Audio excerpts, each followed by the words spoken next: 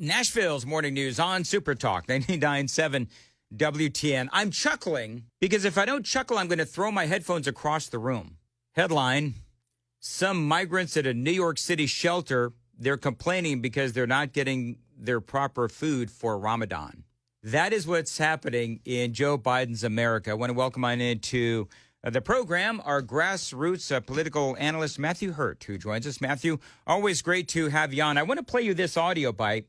This is Joe Biden, and he's talking about the political climate here in America. Listen. You know, one of the things going on here, all kids aside, is the way we denigrate people, the way we talk about people, the way we talk about, and he's even making fun of my being an Irish Catholic. I mean, what the hell is this?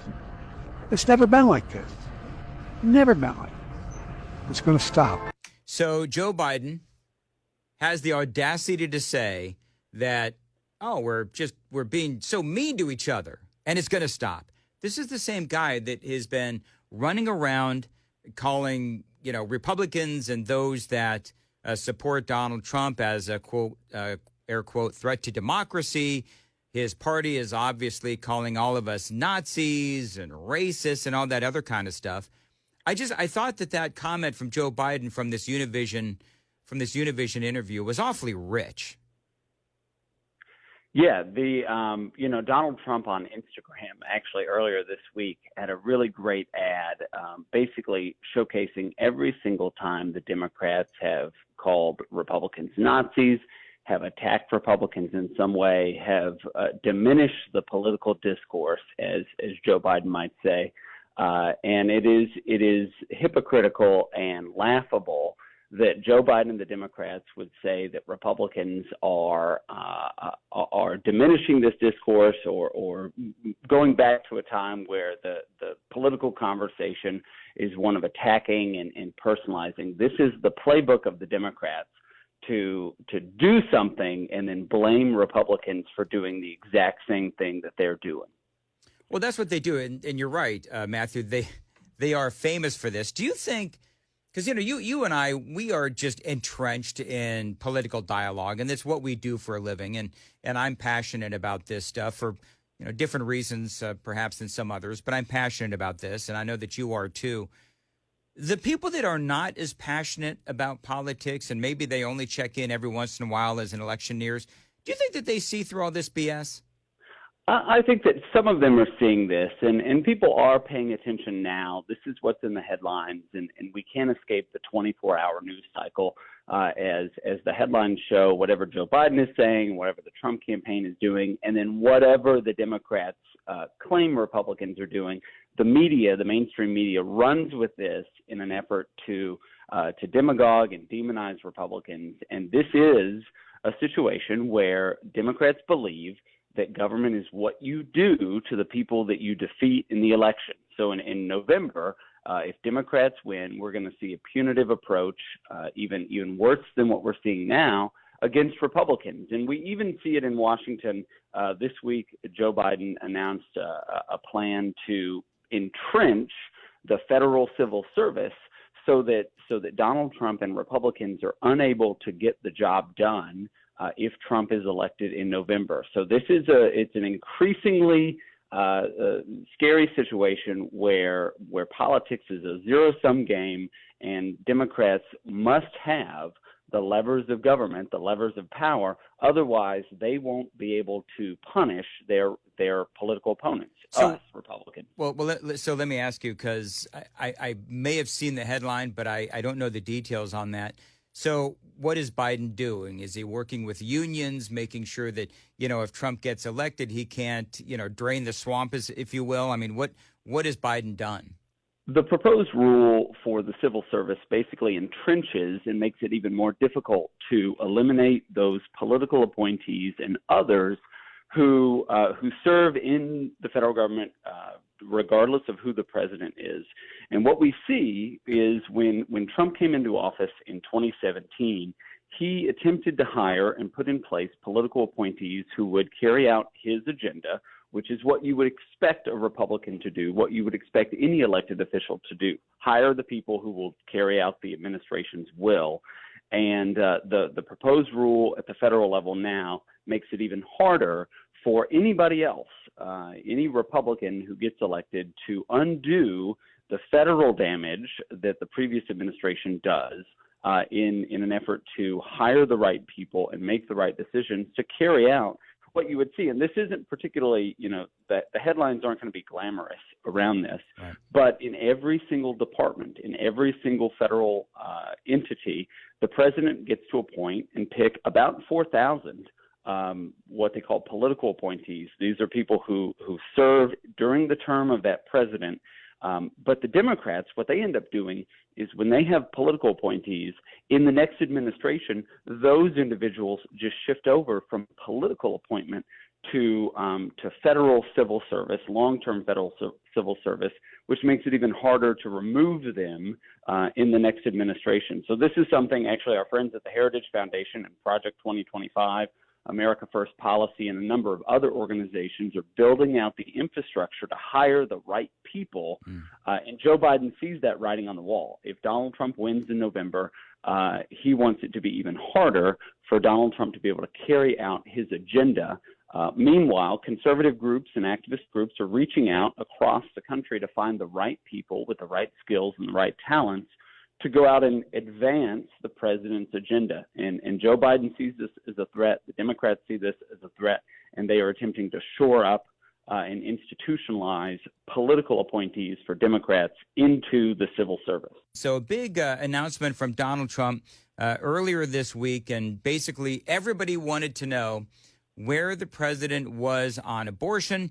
Basically, he came out and he said that abortion is where it needs to be, and that is with the states. He also talked about the exceptions that he supports. Like Ronald Reagan, I am strongly in favor of exceptions for rape, incest, and life of the mother. You must follow your heart of this issue, but remember, you must also win elections to restore our culture and, in fact, to save our country, which is currently, and very sadly, a nation in decline. And one of the things in that, one of the parts of that statement I really focused on yesterday was the former president saying that we really do need to win elections to save our country.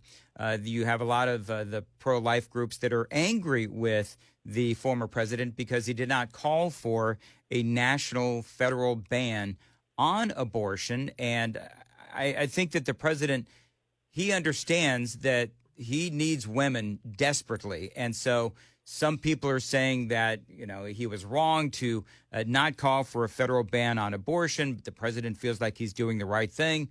From a political standpoint, did the president do the right thing? The reality is that we do need to win this election to save our country. The Dobbs decision rightfully put this issue back in the hands of the states. And many conservatives believe in this notion of federalism, where we have a restrained federal government and states are the, quote, laboratories of democracy. So in a state like Tennessee, you might have, more bills and more legislation that promotes a pro-life culture. But in other states that might not come to fruition. And I think this was sort of the dog who caught the car situation. Pro-life activists won at the Supreme Court. We won after years of living under Roe v. Wade. And now we have to figure out how to govern effectively in the states on these policy issues. And this is one that's very difficult, and it's incredibly personal. So individuals who are engaged in this public policy conversation have to humanize the issue. These are women, many of whom are put in impossible positions. They're scared. They feel the uncertainty, the weight of what is happening to them. And we have to be able to humanize that and say we sympathize and we empathize with those individuals who are in a place to consider abortion. And I can't imagine what it is like to be in that position, but we have to come in with the humanization aspect of that and talk about it through the lens of public policy. But you're right. Conservatives don't get to govern if they're not elected. And if we win in the states and we win in Congress, and we defeat Democrats in November, we will be able to advance not only pro-life issues at the state level, but perhaps even at the federal level and through Congress. And I think it is that two-pronged approach rather than a national fight over abortion and the pro-life issue. Now that fight has been diffused to the states, and pro-life activists have to organize at the state level, either through the legislative process or, as we've seen in some states, issues that wind up on the ballot that go into the state constitutions. That's where the fight is today. You think that pro-lifers and evangelical Christians, I don't think that they're going to vote for Joe Biden, but could they stay home because of this? Yeah, 95% of evangelical voters support Donald Trump. Yep. This is an issue where we have to engage on the issue of life to make sure that those voters go out and understand that life is on the ballot, regardless of how the president or the candidates approach the issue. Yes, this is certainly a situation where people could stay home if they feel like the issue isn't being addressed as significantly as they would like for it to be. I know this has been debated to death, but 2020, 2022 didn't turn out the way the Republicans want. Some people say that abortion was the reason why we didn't have the great red wave, and 2020 didn't turn out the way that we thought. People say, "Oh yeah, it's because of abortion." How big of a topic was abortion during those two election cycles? Well, Joe Biden made two big issues, the issues in his campaign in 2020 and in the congressional races in 2022. What we saw was protecting democracy. So we saw a reaction to the January 6th issue, that Donald Trump is a threat to democracy. That is the Democrats' primary argument. But then understanding that Democrats are a coalition of intersectional groups. This is how that intersectionality concept works. One of those groups are female voters who are interested in this issue, even though immigration is the number one issue for all voters nationwide right now. If you break it down in the crosstabs in states, what we're going to see is abortion being an issue that is third or fourth or fifth. But if the Democrats elevate that on the campaign trail, it will force a segment of the voting population to consider that issue as their top priority. And we have to message on that. We have to be proactive. We have to be compassionate, and we have to talk about the issue again through a human lens that allows people to know that Republicans care about not only the life of the unborn, but the life of the mother and the community around that mom who would lift her up and help her make the right decision or be there for her, if she decides to carry that child to term, to have that baby. We have to create infrastructure outside of the public policy process, and this is where pro-life activists come in heavy. Is what do we do through the culture and through services and opportunities that empower women to make the right decision on those issues? All right, Matthew Hurtt, always great to have you on. I've only got about 45 seconds left, and I see the polls are tightening between Biden and Trump. What do you make of it? I'm looking at the polls right now in states like Michigan. Trump is up. In Georgia and Arizona, Trump is up. These polls will continue to tighten as voters clue in and pay attention to what's going on. It's a tremendous opportunity for Donald Trump to go out and be proactive in some of this messaging, in identifying, but it also takes the infrastructure on the ground, and that comes from the Republican National Committee, it comes from state parties, and it even comes from county parties.